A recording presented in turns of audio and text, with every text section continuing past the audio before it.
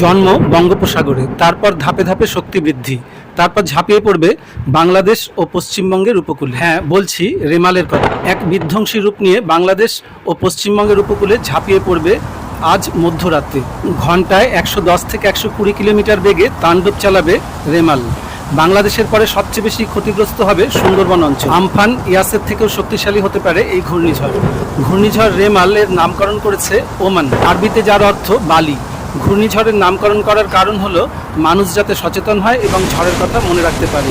ভারত মহাসাগরীয় অঞ্চলের 8টি দেশ যথা বাংলাদেশ, ভারত, মালদ্বীপ, মায়ানমার, ওমান, পাকিস্তান, শ্রীলঙ্কা এবং থাইল্যান্ড পর্যায়ক্রমে এই ঝড়ের নামকরণ করে।